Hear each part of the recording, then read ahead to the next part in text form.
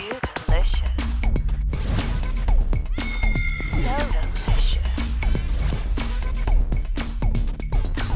What's happening? Brian Tong here, and welcome to Googlicious for everything Google that we can pack inside of a show each week. So let's get to it. Now, lots of Google news this week, and we start off with the Chromecast. The Googs recently announced a public SDK for their digital media streaming stick, allowing developers to build support for casting in Android, Chrome, and even iOS apps and websites. Now, the Chromecast already supports the main services like Netflix, Hulu, HBO Go, and Pandora, and recently announced support for Plex and a few others, but it's still pretty slim pickings compared to the Roku and Apple TV, and this is going to help bring more content to the table very, very soon. Now, Google Glass is growing up fast while we wait for its official launch after they unveiled 4 new frames from what they call the Titanium Collection. They are super light frames made out of, guess what, titanium, to counter the weight of the Google Glass add-on and are compatible with prescription lenses. Now, the Glass hardware will be able to attach to the side with a single screw, and 2 different clip-on sunglasses will be available as well, so you could look even cooler in the clubs or not. Now, the frames will also be covered by vision care provider VSP. They're available through Google for $225, and the Stunna shades will be $150, and that's without the Glass system. Now, the G Unit also has released 5 new mini games for Glass in hopes that developers will be inspired to create games for the system. They include tennis, balance, clay shooter, matcher, and shape slicer. Gaming with Glass looks kind of cool, and it would be pretty simple at first because of the available screen real estate, but I would advise not playing any of these in the public if you want to meet normal, friendly people or just women.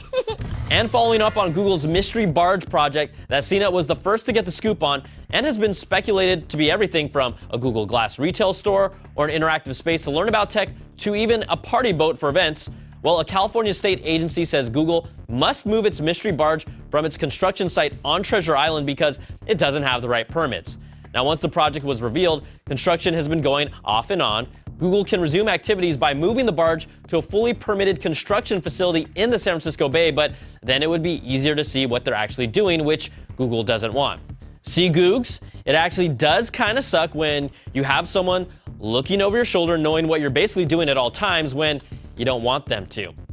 And since our last show, you probably heard that Google recently sold Motorola Mobility, a group they acquired in 2011, and is now selling it to Lenovo for $2.91 billion. Lenovo will use the acquisition and Motorola name to continue their strong push into the smartphone market that has been a success overseas.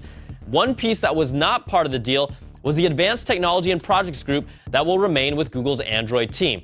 Now, this is the group most well known for the Project RM modular phone, and it's a concept that we've been excited to see come together. And the good news is that the group will continue their work and other projects like security tattoos and biotech sensors. I actually have one of these tattoos, but I can't show it to you because my mom watches the show. All right, let's check out some quick hits. Ouya, the Android-based gaming console, will bring a new 16-gig $129 model that's double the storage in the color matte black, and will also bring improved Wi-Fi, performance improvements, and controller enhancements as well. The console was received with lukewarm reviews, and the game library really needs to significantly improve to make it a compelling purchase, so we'll see what they're up to. Also, HTC's new flagship phone, the M8, has been outed by the ever-so-reliable EvLeaks for a late March release with the launch in New York City. Now, rumor sites have been pointing to Mobile World Congress in February, so we'll have to wait and see how that shakes out. And some more cool leaked shots of the red Nexus 5, a phone I actually want to get my hands on, with an internal notice from Sprint that says we could see it on February the 4th. Now, it's the perfect gift and the color of love for that someone special on Valentine's Day. And who gets a new smartphone for someone on Valentine's Day? I'm guessing the same people who buy someone a car for Christmas. So, all right, guys, you may not get a phone, but Googlicious is going to hook you up with some killer cases from our friends at Spec Products for the Samsung Galaxy S4 and the HTC One. Now, I have 3 cases for each phone. Do the math. That's 6 winner chicken dinners. All you guys have to do is tell me what picture I used in last week's episode when I talked about Samsung's Galaxy Glass plans, because I care. Email me at Googlicious@cnet.com or tweet me at Brian Tong, and we'll randomly pick and announce the winners next week. That's going to do it for this week's show. Thanks so much for watching. I'm Brian Tong, and we'll see you guys next week for some more of that Googlicious. Googlicious.